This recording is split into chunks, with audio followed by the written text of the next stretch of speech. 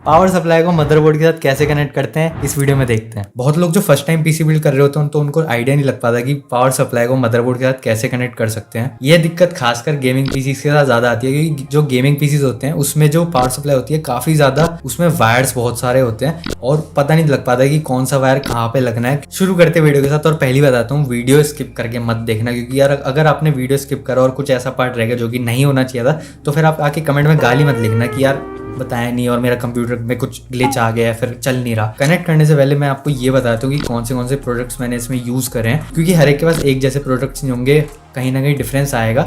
और इससे लेकिन आपको रफ गाइड मिल जाएगी कि कैसे कनेक्ट होना चाहिए और आपको काफ़ी अच्छी तरह से समझ में आ जाएगा नेक्स्ट पीसी बिल्ड के लिए। तो गाइस इसमें पावर सप्लाई यूज़ हुई है कूलर मास्टर की MWE ब्रॉन्ज V2 650 वॉट की पावर सप्लाई यूज़ करी है हमने इसमें। और बाकी ये पावर सप्लाई आपकी नॉन मॉड्यूलर में आ जाती है। मतलब मॉड्यूलर में क्या होता है कि यहाँ पे आपको ऑलरेडी कनेक्टर दिख रहे होंगे लगे हुए, जिसके साथ आप चेंज कर सकते हो कनेक्टर और वोल्टेज के हिसाब से।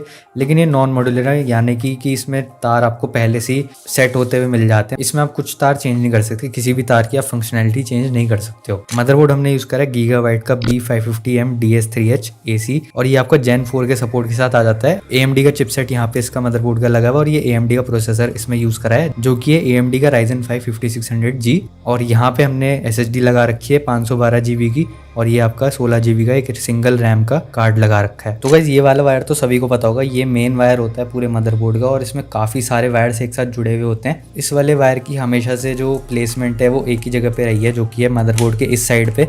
तो इसको हम यहीं पे लगा देंगे।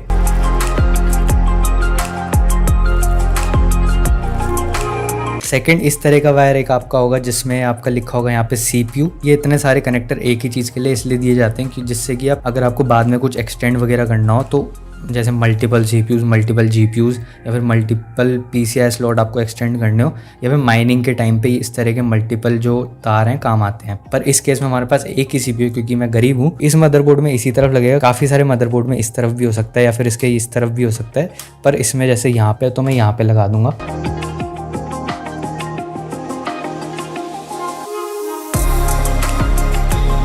अब जैसे कि मैंने कहा था कि मल्टीपल कनेक्टर्स आते हैं हर चीज़ के, तो इसमें PCI के 4 कनेक्टर दिए जाते हैं।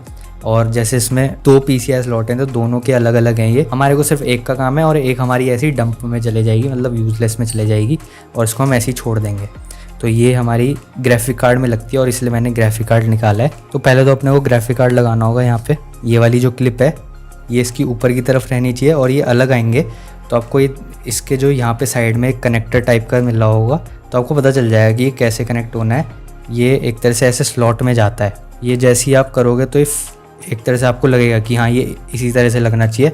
और नहीं तो अगर आप उल्टी साइड भी करते हो तो वो आपको मशीन, मतलब जिस तरह से बना हुआ है वो आपको अलाउ ही नहीं करेगा इसको डालने के लिए।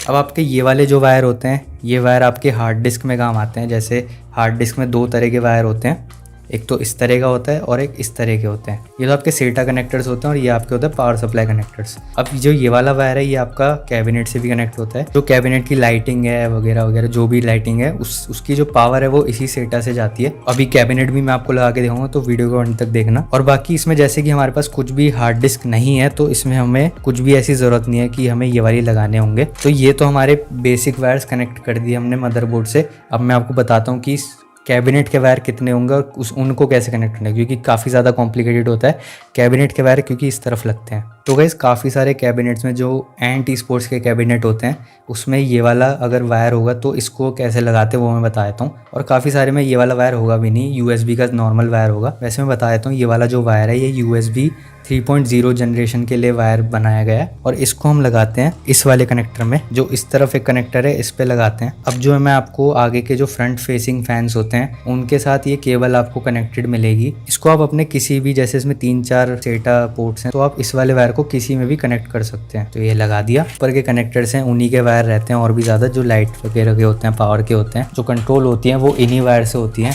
तो इसके लिए हमें 3 वायर मिलते हैं, एक ये वाला, एक ये वाला और एक ये वाला। अब जो ये वाले वायर्स हैं ये उसके लिए होते हैं, जैसे ऊपर जो आपका कैबिनेट का स्विच होता है रीस्टार्ट बटन हो गया, जो आपके कैबिनेट पे ऊपर लाइट के इंडिकेटर्स होते हैं वो भी इसी से चलते हैं। और जो ये वाला वायर है ये बेसिकली ऑडियो कनेक्टर के लिए है, जैसे जो आपके कैबिनेट पे जो ऑक्स होती है वो इसी से चलती है। और जो ये वाला है ये इसका USB के लिए, कम जनरेशन वाले जो लगे हुए हैं ये उसके लिए आपको कनेक्टर मिल जाता है। अब इनको लगाते कहाँ पे हैं, जैसे कि आप मदरबोर्ड पे देख सकते हैं कि एक तो यहाँ पे है F ऑडियो और एक है आपका यहाँ पे F USB। तो इन दोनों में ये दोनों वायर लगा देंगे। जो USB वाला है उसको हम इस तरह से लगा देंगे। अब पहले मैं बता देता हूँ उसको पता कैसे लगाते हैं। जैसे आपको दिख रहा होगा इसमें एक पिन यहाँ पे नहीं है और सेम मदरबोर्ड पे भी होगा, वहाँ पे आपकी एक पिन नहीं होगी। तो इससे आपको पता लग जाएगा कि इसको आगे पीछे उल्टा नीचे कैसे लगाना है। तो इसको मैं अकॉर्डिंगली लगा देता हूँ। अब सेम इसमें भी होगी चीज़, इसमें एक पिन मिसिंग होगी और इसमें भी आपकी एक पिन इधर वाले में मिसिंग होगी। तो इसको भी आपको देख के लगा लेना है। बस अब लास्ट स्टेप रह गया जो कि ये वाली केबल्स हैं। अब इनको कैसे लगाते हैं, इनको सबसे पहले मैं बताया तो इनको लगाते हैं इस वाले वाइट वाले स्लॉट पे। थोड़ा क्लोज व्यू आपको दिखा दिया कि किस में कौन सी आनी चाहिए और आपको समझ में आ रहा होगा डेफिनेटली।